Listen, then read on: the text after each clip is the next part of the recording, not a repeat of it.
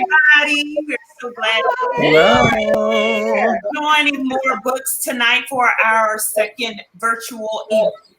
We are here with some friends tonight, but before we get to our friends, I have to introduce this 28 book writer, New York Times bestseller, USA Today top 100, authors, but it's really said people to read about, none other than Miss Kimberla Lawson Roby. Hello.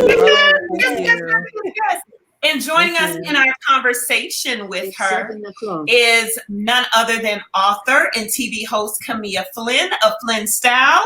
Hey everybody, how you doing? Hi. And last but not least, we have none other than the fireworks herself, Mrs. Andrena Phillips. She is an author, a radio host, and she actually won a radio award this year. But we're going to get into all of that good stuff as we dive in tonight. So we're a room full of authors, but we are unmatched to this young lady, Miss Kimberla Lawson Roby. We are unmatched to you. Unmatched. This is 28 books. Oh my goodness. 28. I've been getting the question over this last few months, did you ever think that you would write this many books? And, I was just hoping to publish the first one. And, as you know, I was rejected by literary agents and then by publishers. And so for me, I think if I could have just published the next 3 books, maybe the next 5, that would have been great. And so, this has been a blessing. It's been a great journey. And interestingly enough, I just submitted my 29th book to my publisher at the end of last month. Awesome. Yes. And so that comes out in the spring, right? Yes, next summer. Coming out next summer. Yes. I could only imagine how that person who rejected you 28 books ago. Right. That's a nugget right there, because sometimes we stop at the first no. So you really just gave us a nugget. We stop at that first no, someone rejects us and we just quit. But here you are, New York Times bestseller, working on your 29th book from that first show. That's it. I'm not saying anything else tonight. That's it, ladies. Good night. No, seriously, we have enjoyed you, especially through the Curtis Black series. That's actually when I fell in love with you, because I was like, oh, my God. Listen, she is right into it to us. She's just telling us everything. And that's actually when I first came to fall in love with you. But here lately, you have been on the podcast realm, and that's all of our lanes as well. And so I got to go straight there so that I can get the ladies to chime in on this. But we were discussing earlier in episode 15, you guys make sure you're listening to her podcast, The Woman God Created Me to Be, which there is a book to go with that. We're going to get into that too. But in episode 15, you said your purpose, you were talking about your purpose and your reputation on social media. Yes. And I want you to give the gist of not so much the whole thing, because we want everyone to go back and download your podcast and all that stuff. What were you referring to at that time? So, I think just over the years, obviously social media has become such a huge part of our lives, both personally and professionally. And so social media can be a great thing in terms of family, reconnecting with schoolmates from a long time ago and with your colleagues, and then also, of course, for business. But at the same time, you're seeing so much comparison going on, people comparing themselves to others, and then finding that although people are comparing themselves to others, what they believe is that all of the postings of these huge vacations and, the jewelry and the clothing, and maybe they went to some huge event, whatever it might be, people are thinking, wow, why can't I switch places with that person? Why can't I have that perfect life that I'm seeing that person post about, when in reality, none of us are posting every aspect of our lives and what we're dealing with and what we're experiencing. So we're not going to post the sad moments that often. We're not going to post about some of the terrible things or our flaws. We're not really being transparent. We're just showing the really happy and exciting times of our life. And that can really confuse people. And it is also depressing people, especially women. What do you, and I agree. Comia, you're always talking about positivity on social media as it relates to reputation and how we should conduct ourselves accordingly. Based off of what Ms. Kimberla just said, what do you think? And she's right. She was spot on about that. A lot of times I think we get caught up. I call it the woo and the wow. On social media. And sometimes people don't understand, like you said, there's a whole backstory behind the woo and the wow, even behind the makeup. So when you take off the makeup, take off the jewelry and the earrings, there's some women that we're having a struggle that's going on. And I think a lot of times we don't always show that side because we think that's not what people want to see. But I really feel like there are times when people need to see that there is a struggle going on. It's not always about the flash. And then you also have to look at people are working hard out there for what they do have. It doesn't come overnight. Like this is sometimes years and years and years of hard work that they put in. They just didn't see the seed when it was planted in the ground. They're seeing it once the seed has come out of the dirt, out of the soil, and into full bloom. Yes, absolutely. Right. What do you think, Andrena? Teia, me and you just had this conversation yesterday. It is not easy. The behind the scenes are nothing to be played with. Like people really don't understand the sacrifices. They don't understand what we go through to push the purpose, to make the vision come to light. It really is a story behind the scenes, but we do show up and do what we do to make it, make the vision come to light. But they do need to hear the story sometimes behind the scenes. They do need to know. They do need to know. Absolutely. Transparency is key. And that's why it was so important when I read the latest cover of your book, The Woman That God Created Us to Be. And you spoke to our personal as well as our professional, because sometimes we're no longer creating ourselves in the image that God wanted us to be. We're creating ourselves in the image we see. And so exactly, it gives us a false narrative because you have to put this mask on to participate in certain things. And then as soon as you press send, now you take the mask off and you're just becoming whatever. And sometimes people are falling apart. Yeah. Yes. Right. Yeah. And it's so hard to believe, when you look at suicide rates or when you look at depression rates and you're like, oh, I didn't know she was depressed. Her page is so full of life and she's traveling and she's doing this, that, and the other. And you have no idea that none of that is real. What is real is what's happening when the cameras are off. Yes. When the phone is down. Yes. That is what's real. And only a few people invite others into that world because they have an image to, uphold. One thing I can respect about your work as well as these ladies, we're very transparent. You may see me with lashes one day. You may not see me with lashes the next day. You may see my hair together. You may not. I mean, because I carry so many hats that it's impossible to subconsciously think, oh my God, what if I see somebody at Kroger? Or what if I run into this person? I gotta make myself look a certain way just to go to the corner store. That's absurd, but that's where we are. So you're absolutely right. Definitely. And I have certainly been guilty of that. One of the things I talk about in the book is that you probably haven't seen a single photo of me on social media without at least some eyeliner or something, just a little bit. And that is unfortunate, but I'm transparent and, feeling that way as an author, wow, my readers, you want them to see you in a certain light. And I know the majority of my readers, because I just feel like I have had and continue to have the best readers in the world. And I'm sure every author feels that way. So I believe they're still going to love and support me no matter what, but it's just more of that self-conscious part of you. And then the other thing too, I just want to touch on this very quickly. That really, kind of breaks my heart with social media is someone really having a problem with someone or a falling out and then posting that to that person without saying that person's name on social media for the world to hear. That I'm never, ever going to understand. You know, somebody has upset you. And so now you're going to post this saying or this phrase or, you know, and so that person is going to know that you're talking to them, you know, but that's not what this platform should be used for. Right. I agree. Absolutely. And, you know, we're fairly old school women. And so we're not even going that route. We only have time. We only have time.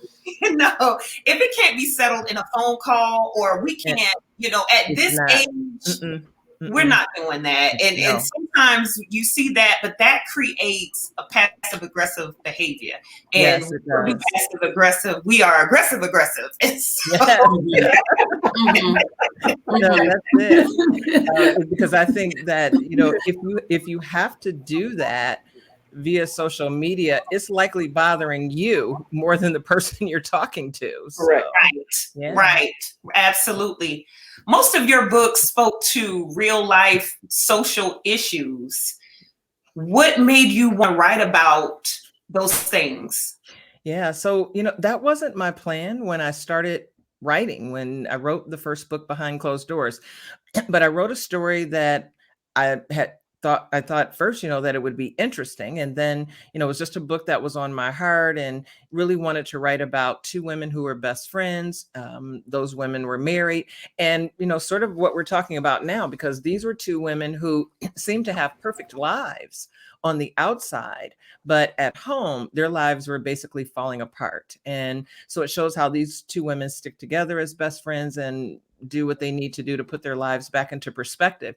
Well, once that book was released and readers started picking it up and then they started giving me feedback, what I heard more often than not was that the reason they had enjoyed it was because they could relate to the characters and what they were experiencing, what they were dealing with. And if they couldn't relate directly to the problems and the issues, they had family members or friends or coworkers. And so from that point, I thought, you know, I'm writing fiction, but from here on, I think I'm going to just continue as much as I can for as long as I can, writing about real life social issues, even if they are taboo topics, even if they are controversial issues, but issues that I feel like we should be talking about, but don't talk about enough, but then just kind of intertwining that in an entertaining format. That's awesome, because these two ladies here, and I'm going to let each of them share to that, they discuss real life issues, even in their platforms, and it's completely different, but they discuss real life issues as it relates to business for Andrena's sake, and then as it relates to television and the depiction of what we look like in those areas. So I'll start with Comia, because she does she's a TV host and she gets to interview all these different celebrities, and we know Andrena hates her for that. But no, you know that now. No, I really love Comia.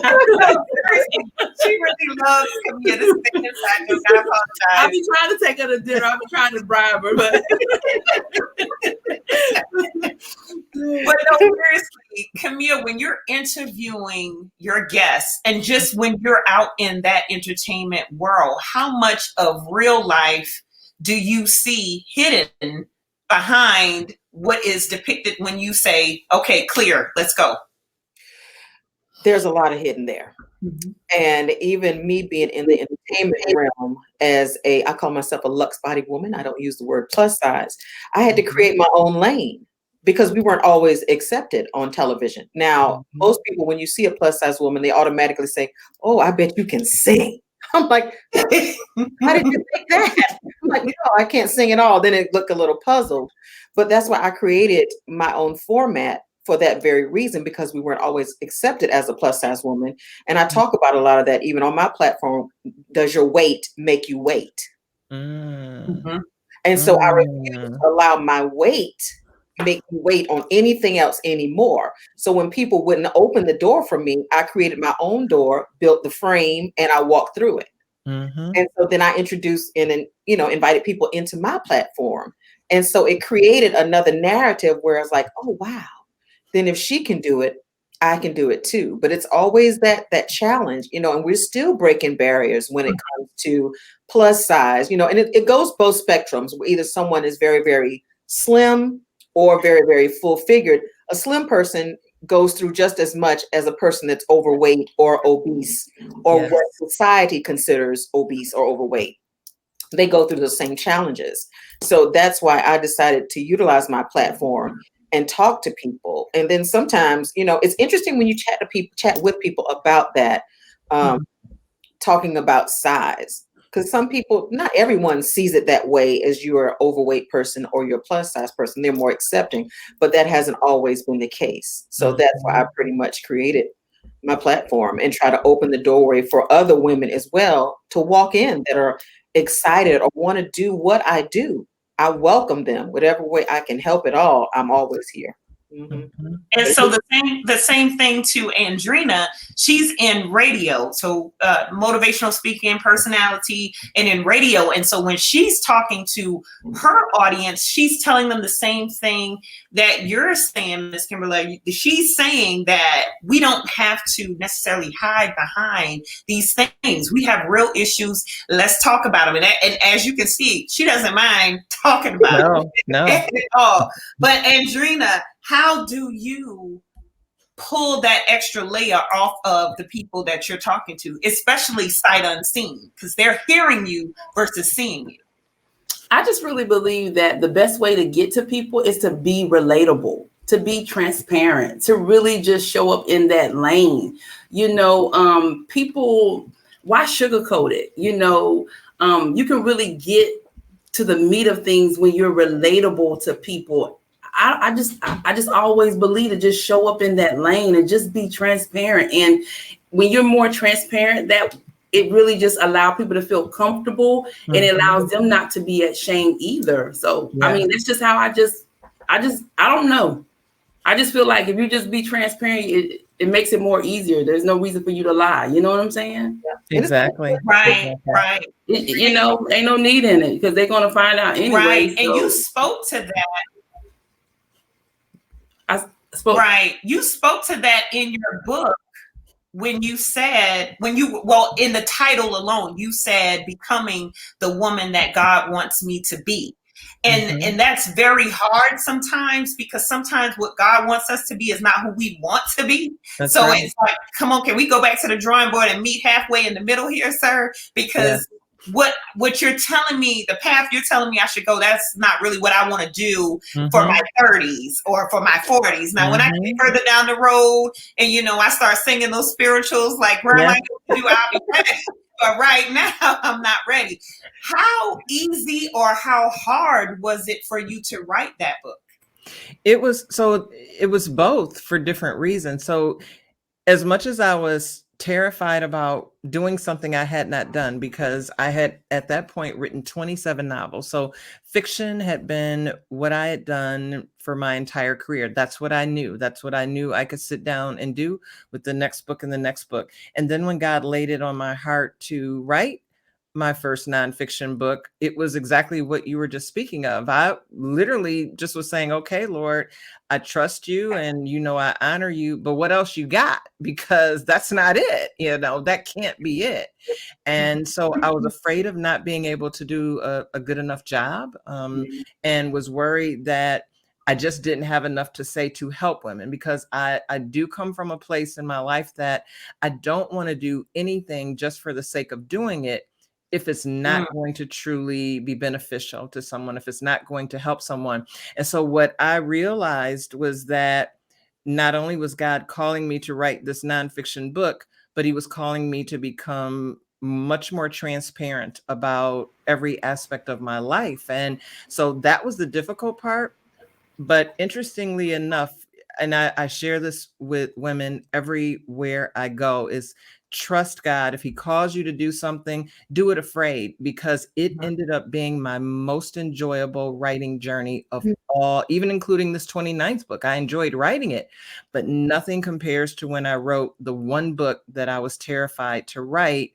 And it has helped women. The feedback that I have gotten from women and how they have been helped in this book has made it all worth the while. So but I was afraid. I didn't want it to do. I wanted it to just go away. I just wanted to move on with writing my fiction.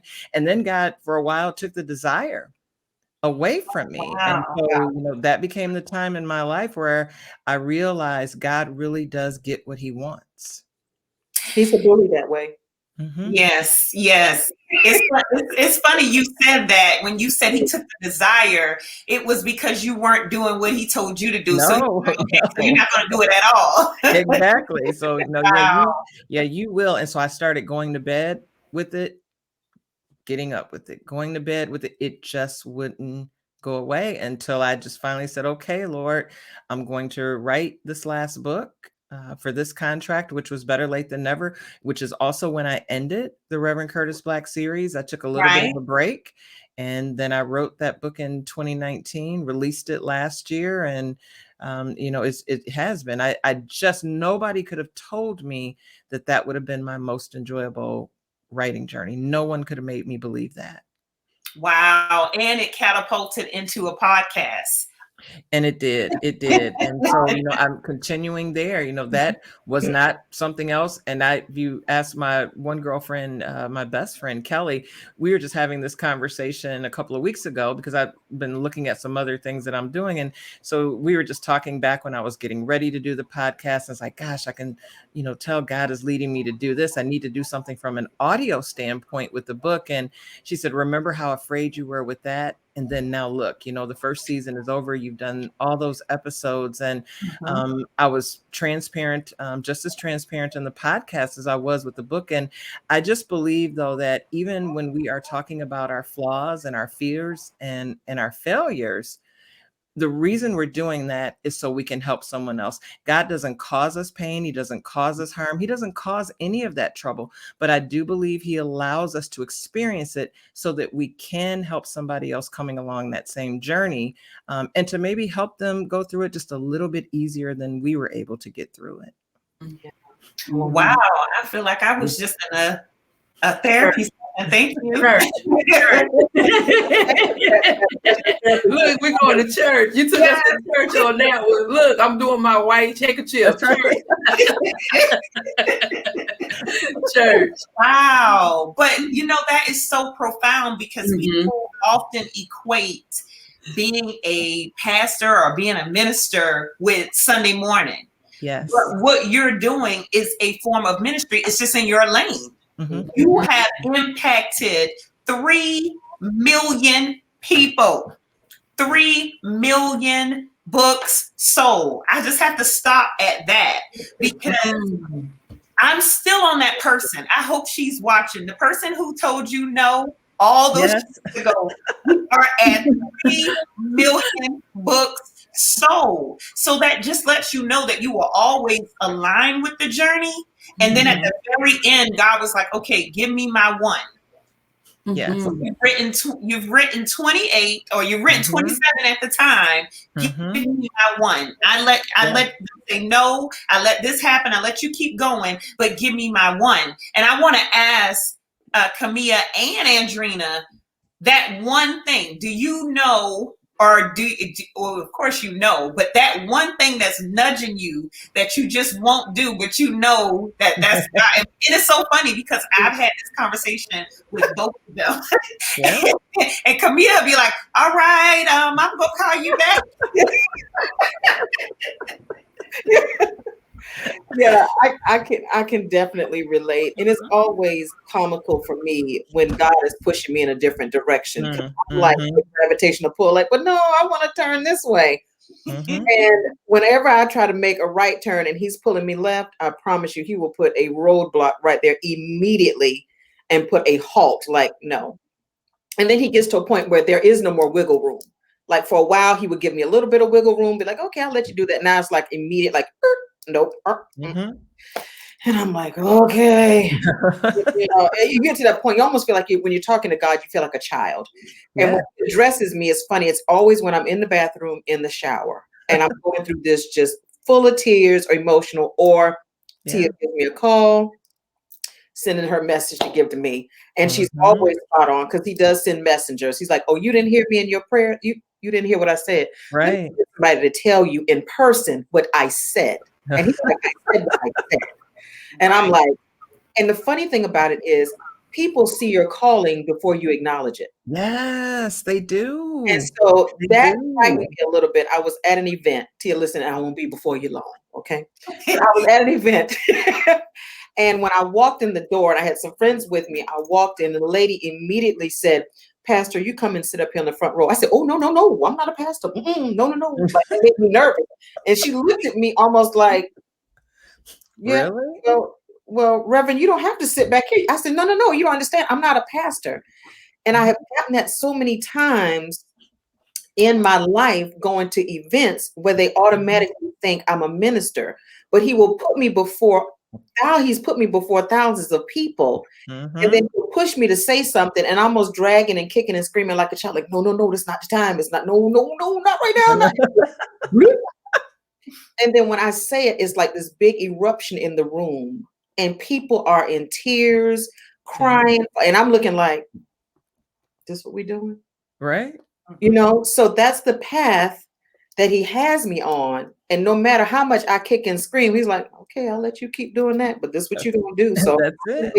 That's it. But it's because I believe, you know, listening to you, you know, just with that story and your testimony with that, I believe God literally just sits back and says, so we're either going to do this the nice, easy way, or we're going to do it the hard way. But either way, it's going to get done. But, you know, the funny thing, my career path early on out of college was in the social work field. I loved helping people, genuinely helping people. But for some reason, in the traditional sense of it, it didn't work for me. I didn't fit. I always felt like a circle going into a square. And many days I would just cry every day at work. I was like, God, I don't fit in here. I don't fit in here. This is not where I belong. Wow. And he finally had to remove me.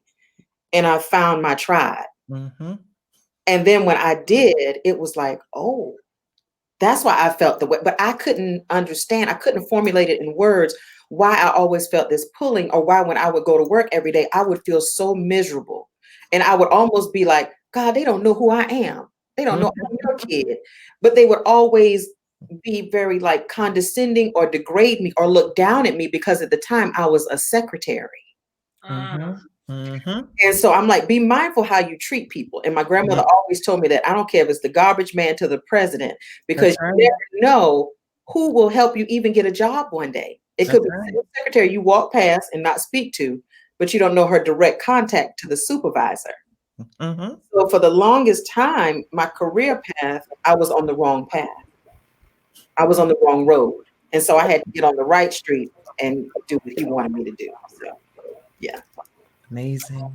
Wow. And Andrena, being that you're not from this area where Comia and I are, how do you feel as far as being led to do what God is calling you to do versus doing what you want to do? Well, we're all guilty of doing what we want to do. You know what my problem is I stay in places that I've outgrown too long. Because sometimes I don't want I know there's a cost, and sometimes I don't want the cost. I don't want the cost. Yeah. I don't want the cost. And I'll stay places longer than what I'm supposed to. And then what begins to happen with God is he'll say, okay, you done your assignment, but then I don't want to move on. And then that's when I'll get frustrated and I start feeling uncomfortable, and then I start windmilling, and then I start looking at him and getting mad at him. Not the windmill. Looking at me and saying, "What you windmilling for?" I told you to come on out of there. I told you to come on out of there, and you want a windmill? You hear me? But I said I don't want the cost. Right. And a lot of times we get come on and do what he say do. You know what I'm saying? Because people don't realize there's a cost for each and every last one of us, what we walking in. Mm-hmm. And people don't understand the cost that we pay to do what we do.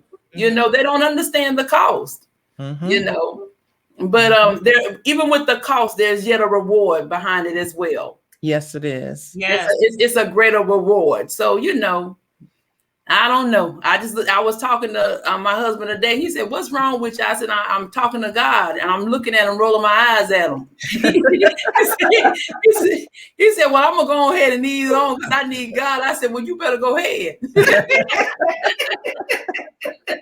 But you know, y'all can understand. Y'all can relate when you got a calling on your life. You know, God knows greater and more than we do. But you know, sometimes you question it because you didn't ask for what you got. You didn't ask for the mantle that you carry, you know, so. Wow. Well, you know, I always tell people there are two types of people. There are pioneers and there are settlers. A pioneer is going to go and find what needs to be found, put a stake in the ground, and that's it. The settlers, they come and that's where they dwell. And I always tell people, do not build a house where you were supposed to pitch a tent. I don't stay any place long. Even if I go to an event, Comia could tell you 30 minutes. I'm like, hey, time to go. Because I just have that pioneer spirit.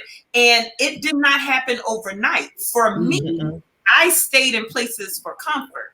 Once comfort turned into convenience, I stayed. But just like a baby that's inside a mother's womb, at some point you got to come out. At some point, you're either going to stay in and die, or you're going to come out and flourish. So I'm guilty of it because I'm very simple and plain. I've had the same cell phone number for 25 years. So the idea of me having scared me. So I don't like change at all. I don't like change, but we have to because we're forever growing and evolving. And especially when you relate it to the purpose that God has us, if he sent his son to walk the earth, do what needed to be done prior to leaving, then who are we? Right. Who are we to say, "Oh, I'm right here. I'm not doing that." So I completely. But the thing too is, it's like with the comfort, I've done that, and I did that so much with corporate America and working for other organizations before I started writing all those years ago. But you know, maybe comfort in the security, for example, for me, it was okay, but at least I have my full-time job. I'm not making tons of money. I'm not wealthy. My husband and I were not wealthy by any stretch of the imagination, but we have comfort. We can pay our bills on time. We can save a little bit for a rainy day. We can save for retirement. And so that was good. So when he suggested that I quit my job because he didn't believe that I could be successful if I didn't give it 100%, the book and the publishing, if I didn't give that 100% of my time, well, then I was terrified back then about that too, because I'm thinking, what are we going to do with just one income? But what I discovered, and now, you know, looking back on it, I've thought about this many, many times, is there was comfort, but mentally and emotionally, I was uncomfortable. And so that's the difference. And so you have to decide, you know, so I had to do that in order to find total comfort. I literally had to step outside of that comfort zone.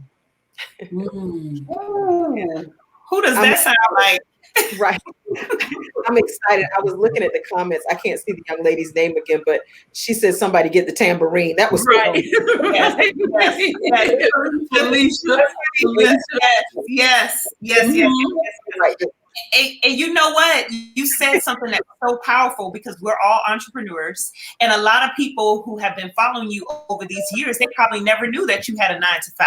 They probably thought you woke up one day and prior to you telling us tonight that you were told no, you were successful from day one to 2021. And so with that gave a little bit of hope to someone who's wanting to step out, but they still have to have things in a row. I literally just stepped out Like when I say just stepped out, like 2 weeks ago. Oh wow! I Congratulations! Always an employee, even while being an entrepreneur of 8 years plus. I've always been an employee, but like you said, I could not give it 100%. You cannot be spread in 2 different directions and still give 100%. But it took time, like you said. Yeah, and it is. It took sacrifice and it took planning. You know, you have to do that. What do you think, Andrena? I've only been I've been in my brand almost 6 years, and I've only been in it full time for a year. And people thought that I had been in my brand the whole entire time, full time. And it took me, it was a push, it was a force for me to go in my brand full time. And it was an uncomfortable feeling because like she was saying, it was comfortable getting your paycheck every 2 weeks, but I was forced, and the Lord had told me, no, you got to go in the brand, because it was pushing me. My brand was really picking up, and I couldn't manage both of them. And then the funny thing was, I said, okay, then, and my husband kept saying, you got to get in this full time. And I'm like, okay. And then the moment I got into it full time, it started being crickets. And so I'm like, okay, then, Lord, let me tell you something. Now, I must have didn't hear you right. Now, come on back, bring this thing back again. I must didn't hear you right. Now, come on down here, come on back again. And so he said, no, I told you to go full time. I said, okay, then. So then I'm like, where all the clients at now? You know? And then it started picking back up again. I said, okay, then I was obedient. You know what I'm saying? But I was uncomfortable there for a minute. But it's an uncomfortable place to leap like that. But it's rewarding because of the freedom that I have and the growth and the tenacity, you know, because you got to get in there and you really have to hold on to God. Yes, you really got to trust God in that leap, you know. So I tell you something else. But listen, I got to tell you about this book, because you became my best friend 15 years ago. Yes. 15 years ago, you became my best friend. So now, best friend, I can tell the world about you. God has such a divine timing, right? I never would imagine I would have ever met you, but I want to give roses where roses are supposed to be given. And when I met you, was the 2 books. One was Changing Faces, and the other one was Reverend Curtis Black. You hear me? The Changing Faces, I was all 3 of those women. Wow. All 3 of them. Yes, I was Whitney, the big woman, after I had got the divorce. And then I was Taylor, and then I was Carissa, right? Therese. Yeah. She was the one that was married but that wasn't happy. Yes. So you impact me back then. You really pushed me through, you know, the being married, the divorcee, and the dating again. And you were so transparent back then. And you helped me to grow as a woman. Wow. You know, you impact me back then. And it's such a blessing to be on this platform with you. And so I just wanted to make sure I gave you your roses. So I didn't mean to take the turn and to turn it this way, but it just was led for me to give you those roses and to let you know that you truly is my best friend. Well, thank you. Thank you. You really got me through a season. You know, sometimes when we show up in our gifts and our talents, is right, when God calls us to do a thing, we don't understand. We think that when you're going through the storm, you don't understand why you're going through the storm, but you're not only going for your growth, you're going for somebody else. And that was when you was introduced to me to pull me through that.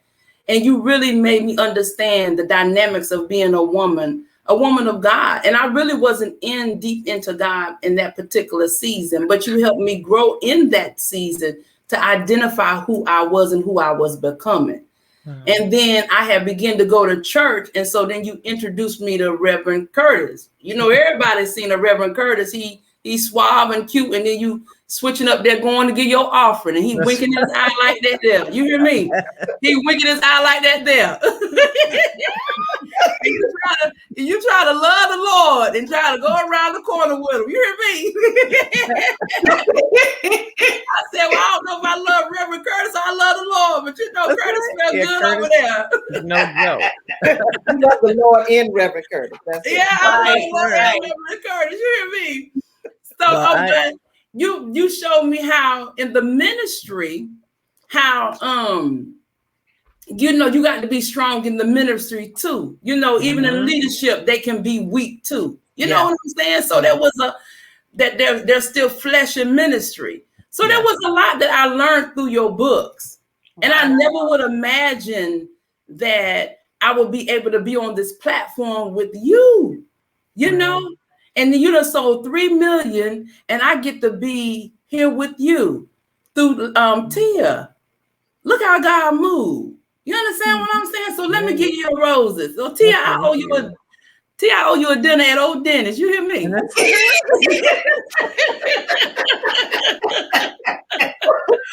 So I'm grateful for both of you ladies. So that's why it's so important for us to show up in our purpose and our talents and be obedient to God, because you never know how you may impact somebody 15 years later. Wow. 15 years later. So I just want to give you that. I just want to give all y'all ladies that. Yeah, sometimes it's hard in the race. It's hard in the race. You hear me? Yes, it is.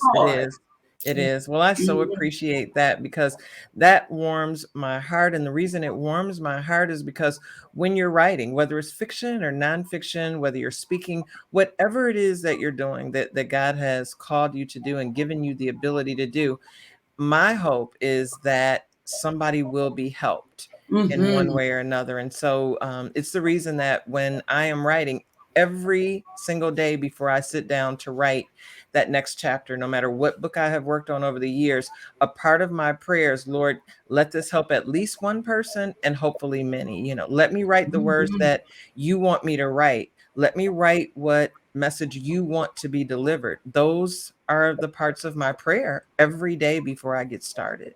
Oh, yeah. And so to hear you say that, you know, that's my reward. If I never heard that from anyone else, to know that one person felt the way you did about my work, you know, that's my reward from now on, you know. So I just appreciate you just even being transparent enough to share that. Thank you. Listen, y'all gonna have me rocking in a minute, and there is no usher up. I'm grateful for Teia. She said, Andrena, just trust me on this, you know. And you would think that I've been knowing Teia for a while, but I haven't been knowing her, you know. And I just met her personally. And she said, just trust me on this. And I said, okay, then she said, send me a picture. I said, okay, then I didn't even know what she was putting me on. I didn't know what she was putting me on. And then when I seen the fly, I said, what? I said, oh, they gonna Kimberly, I know her. That's my best friend. I can't tell you right now. She said, I can't tell you what we're doing right now, but just roll with me. I said, well, I roll with you then. And when I seen you over there, I said, oh my. So you know, see, I give you roses too. Thank you so much. But I trust her because I know she's a woman. I know that she's a woman that won't attach herself to nothing that doesn't represent God and doesn't have integrity to it. Yeah. So I say thank you to her too. But when I see that fly, I hollered. And I appreciate you too, Miss Kimberla, because you didn't know me at all. And when I reached out to you about the magazine, you were like, hey, let's do this. Let's change this. I want you to be the best that you can be. And I was like, oh my God. Who is this? I mean, she gave me so much feedback until it was unreal. I'm like, this can't be her. This is somebody else sending me That's right, responding. But I really appreciate that. So, you know, when we show up to come visit you, just know we bring your best friend. That's right. Best friend is the driver. Yeah. But no, seriously, because I want to kind of wrap this up for us. I don't want to hold you long because you're working on number 29. But you had a quote, and your quote said, believe in God, believe in yourself, believe in whatever it is you are trying to accomplish, but believe it in that order. Yes. Yes. So it wasn't until I got to the end that I understood the beginning. Because I was like, I believe in God, okay. And then I believe in myself, duh. And I believe in what I'm doing. But when you said believe it in that order, that was so powerful, because sometimes we go out of order. We do believe in God, but he's not the forefront of our business. He's not the forefront of our relationship. He's not the forefront of our friendships, how we go and be. He's not the forefront. So when you said believe in that order, that was very powerful. What headspace were you in when you even said that? You know, and that was even before God called me to write a nonfiction book. And so that just became a part of who I was. And I thought, you know, I'm going to share this, because for me, when I finally started to turn things around, started thinking more about purpose and just growing in terms of my relationship with God, and really growing as it relates to my personal life and in my professional life. And I thought, you know, I couldn't really be where I needed to be personally or professionally until I got things right with God, until I really worked on establishing and maintaining and just continuing to build my relationship with him. And then from there, then I realized, well, you know, if I'm stressed out, if I'm overworked, if, you know, I'm allowing toxic people to be in my life just because they've always been there and you don't want to have any confrontations, or if I'm steadily struggling to say no to people when I need to say no, because I'm afraid they're going to be mad at me. I'm afraid as a grown woman that they're not going to speak to me anymore. I'm waking up in the middle of the night thinking about that no, or, you know, sending 3-4 paragraphs to explain why I had to say no. And then they still don't speak to you even after the fact. You know, people don't care if you're exhausted. People don't care if you have to say no. They just know they want what they want when they want it, and they expect you to give it to them. So it was all of that. And I realized, how can I really be okay professionally if I'm not okay personally? And so I thought, you know, we have to keep God first. Then we have to focus on ourselves. And then we have to focus on what we're trying to accomplish. Absolutely. Listen, I read that quote to Comia earlier, and I said, you know, we have to do it in that order. And she was just like, okay. Because she is the motivator. She's the motivator. And it's almost like sometimes, who does the go-to go to?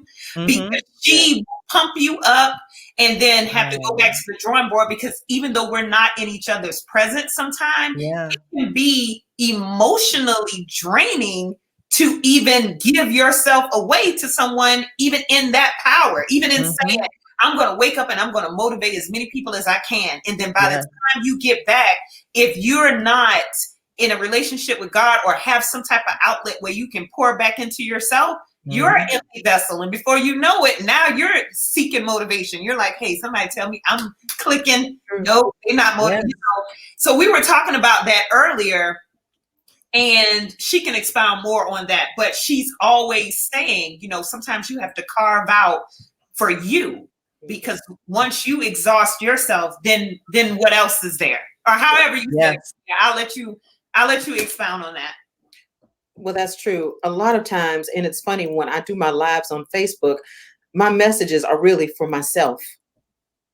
But I feel like I have to say them out loud, because if God gives me a message, he said, okay, it's not just for you, it's for others, but it's really for me. And then I go back and look at my videos that I've posted or things that I say, because sometimes I need that for myself. When I pour out so much, and you give and you give and you give, it's like you're mentally and physically exhausted. And so I have to go by water. I tell people all the time, my peaceful place is I have to go find a body of water by the beach, so I can sit and replenish and just pray and kind of still myself. Because I give out so much. I mean, to the point where I have to go to bed. I'm like, somebody will call me and I'll, you know, and they probably watch it now, and I just look at the phone like, I don't have any more energy to give. No, I know that feeling. Yeah. Right. So, wow. I feel like that often. So I had to learn how to be prayerful all the time. And learn the word no. because I wouldn't tell people no. I would always try to say, okay, well, let me see how I can figure this out. Let me see what I can do. Let me try to help this out. Okay, I'll speak on your church program. I'll go ahead and christen the baby. Not necessarily, I'm not christening no baby, but you know what I'm saying? I'm trying to be all for everybody, and you can't.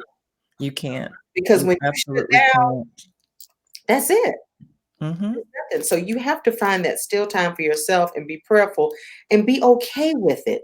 And that's the part. Be okay with it. Okay Be with okay with it. And that's what I've had to learn to do, where it's like, I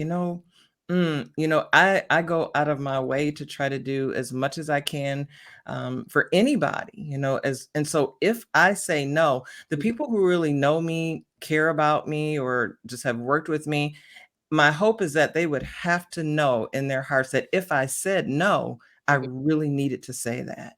Right. Otherwise, I would be glad to do it for you. Yes. Absolutely. Absolutely. And speaking of being glad to do it, I know that the book number 29 comes out. But what's next for you in the interim? Like, I know you don't want to give away all your nuggets. Yeah. that's what Andrena would say. We'll talk about it. I guess, I think I'm going to get a little bit back to focusing on the book, The Woman God Created You to Be, and then start thinking about possibly doing a second season.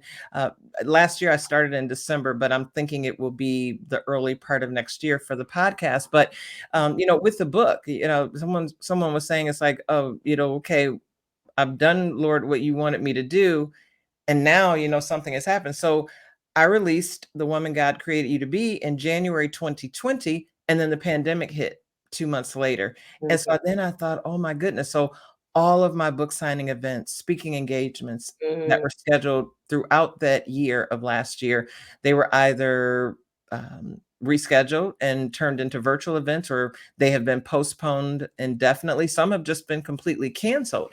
And so I did some promotions, and we were saying, before we started, this has been a blessing to be able to have these virtual opportunities, but I just still feel like I have not really spent as much time with it and with women. I've done a lot though, which has been a major blessing. A lot of women's ministries at churches, because they could only come together via Zoom or StreamYard, they chose the book.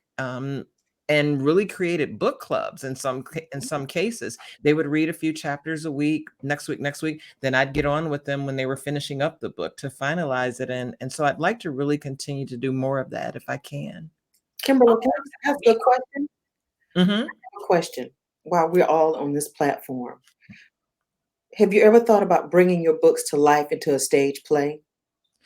I've thought about that to some degree. And then of course there's film. I've, had people approach me with both.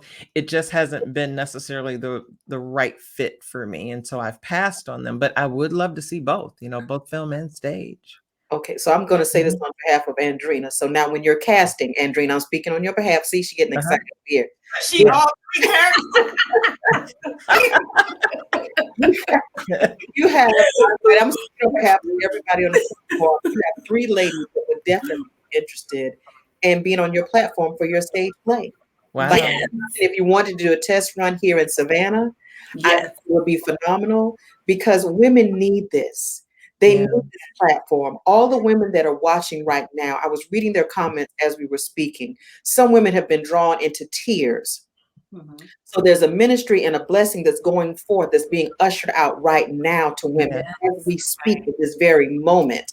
So I'm getting chills, and I'm trying to hold it together. Yes. I feel like even if you brought this to a stage play, and it didn't have to be anything like a lot of set or whatever, but just on a stage in a production and going forth with these characters women can relate, and it would be so powerful. Like, I feel that right now sitting here. Wow. I think it would be absolutely amazing. And you could take it on tour around the world, around the globe, because women need it.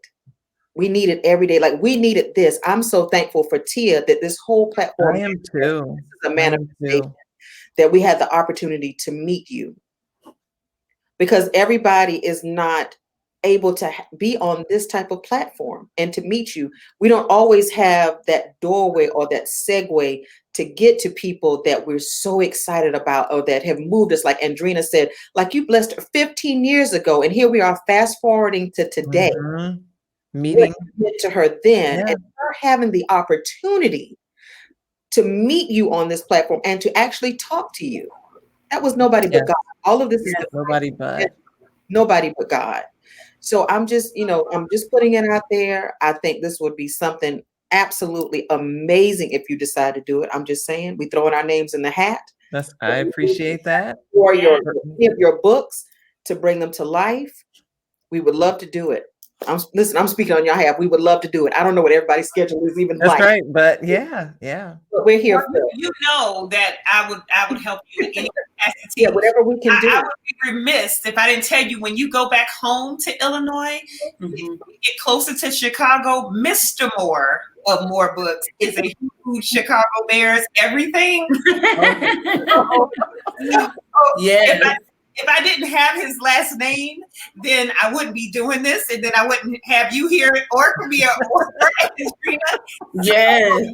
So we're grateful for Mr. Moore and putting the bookstore together, and even out of the box to do virtual things, because people cannot come and face to face to do things. So we've been doing the online, and you have been instrumental in the conception of the bookstore, even in the first wave of it. You were like, oh, I really like what you guys got going. You guys, you can quote me, you can do this.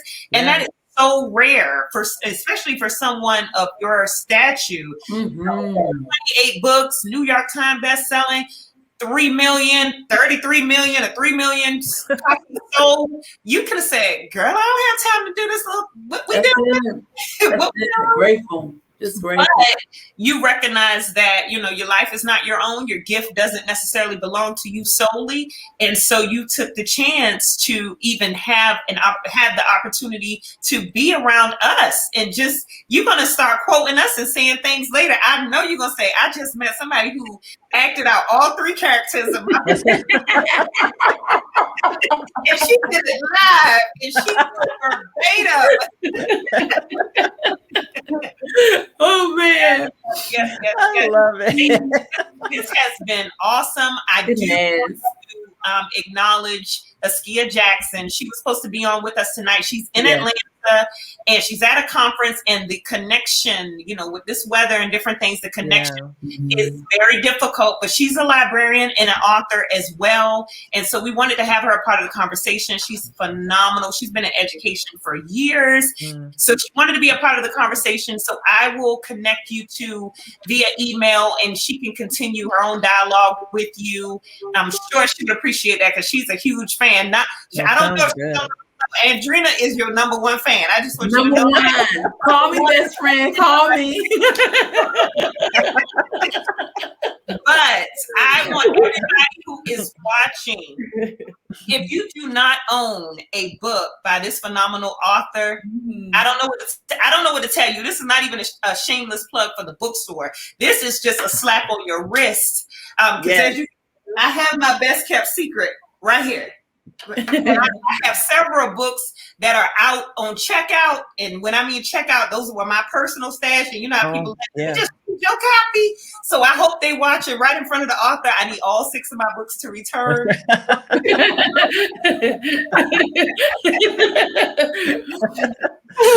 will type them in the comments so she can see who has my book. Right. Send them back. But seriously, thank you so much for coming on tonight and talking and giving us the real of the real, and letting everybody see the wild imagination and the person behind the 28 book success, 29. And trust me, when that book drops, we're probably going to come back and have another conversation. If we're not able to do it in person, I hope we are, but we will have another conversation. I look forward to it. Yes. Ladies, you got any closing for our star here? No. Yes. Go ahead, Andrena. I see Andrena. Go ahead, Andrena. I'll let best friend. Just call me. Me. I will. Just call me. It has been such a blessing. I'm just grateful for this opportunity to share this hour, and I hope to hug your neck soon. Yes, I look I forward hope to to hug it. your neck soon, and just keep doing what you're doing. You really have changed lives. Really, Thank you have really impacted us women, and just know you really got me through. You really truly got me through. Thank you. Comia? I'm sitting here literally fighting back tears. Yeah. See, that's why I took my glasses off the first time. You have such a beautiful spirit. And even after tonight, after this all airs, I pray that God elevates you even higher. Amen. Because there's still women that haven't met you yet. And there are people that love you that you haven't even encountered yet across this globe. And they need to know you and know your name. So I'm speaking that to you right now to elevate you. Like you are so, like I can feel your spirit through this monitor. Amen.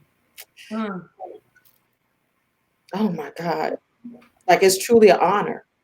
It is. It's truly an honor to have met you, to share your transparency with all of us here today.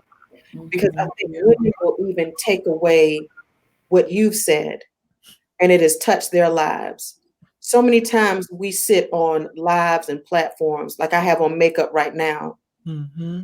And when you remove all of the makeup, who are we really? We don't allow people to see. And I think it's time that we need to have those conversations. Yes. We need to see what it's like behind the makeup, behind the jewelry, behind all of that true transparency, so that we can heal. Like we need a healing across the land, all women. We're so broken inside because we allow what we see on social media to dictate who we feel we should be. And that's not who we're called to be. That's not who we're called to be. But after tonight, there's so many lives that have been changed. Just by what Andrena said, what Teia said, what Kimberla said, what I said.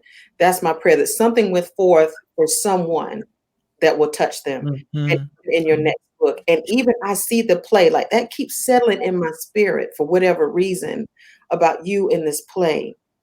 The platform, I see sold out arenas, coliseums, outside, amphitheaters, everywhere across, everywhere. I can see your play. And it doesn't take a lot. It won't take a lot of people. It can be a group of 4. Whoever God leads you for those 4 people to be, you'll give them to you. Yes. I wish you all the best. I pray that you stay in touch with all of us. Yes. And we want to thank you, even for Teia, for having us on your platform. I can't thank you enough. Because see, one thing I tell people all the time, people don't have to be nice to you. That's it. They don't have to be nice to you. So I am grateful for this opportunity, and it was truly a pleasure to have met you on this evening. So many, many blessings to all of the ladies that are on the platform and that are watching. And I'm okay. Thank you.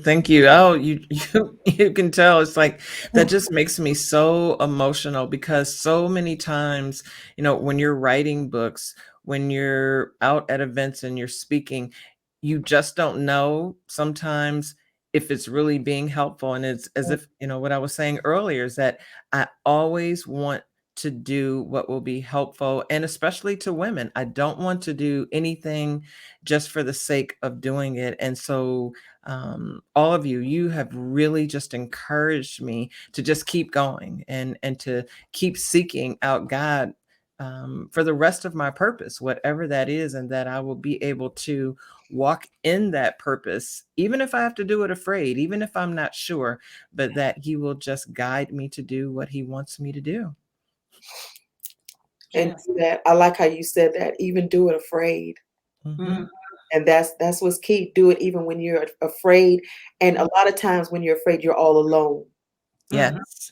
You're all alone, because when He gives you instructions, it's just you that hears it.